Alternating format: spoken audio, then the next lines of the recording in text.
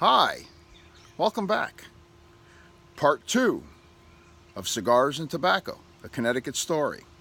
So, last video we left off with the description and what a wrapper was. And I made the mention of, somebody made the comment one time, I forget who it was, in an article that I read in Cigar Aficionado magazine, that the wrapper leaf was like the dress of a woman, or like a mink coat on Sophia Loren. Well, the wrapper leaf is more for looks than it is anything else. The looks, the feel of the cigar in your hand. It actually adds less than 10% to the overall flavor of the cigar.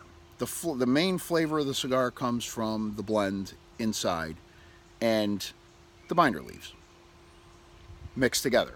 That outside wrapper, less than 10% of the flavor of the cigar. Big surprise that in the state of Connecticut, small little state, horrible winters, right? We get terrible winters here. They're terrible because they're cold as hell. We get snow and everything else. We have a very short growing season. So you've got to basically get these plants in the ground. The minute the frost breaks and there's no more danger of frost, and then do what you got to do to get them all raised up and grown so that you can pick them and get them bundled and into the drying barns before the cold weather comes.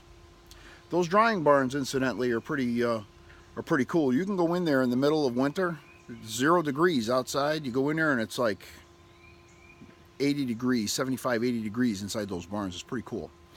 So, in this series, and I gotta clip this thing at 15 minutes. It's a pain in the ass.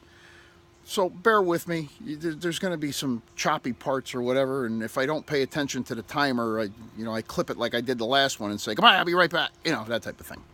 It's all right. You'll survive, I promise.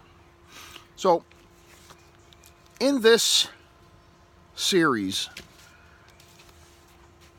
I'm going to spotlight one cigar company in particular.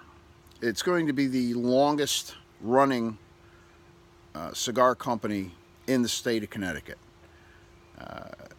They've provided me with cigars over the years that were just absolutely phenomenal and beyond comparison to anything else. The name of that company is F.D. Grave and Sons.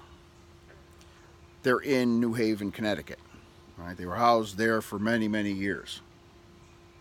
So I'm going to go gather all of the specifics for this spotlight,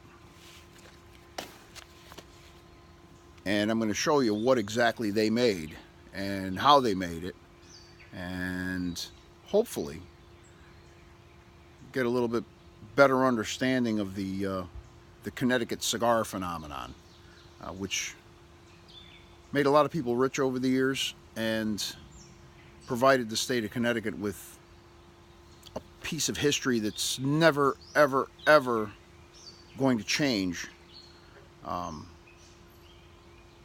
historically, history-wise. In reality, it has changed. And we'll explore those changes a little bit further in the next segment.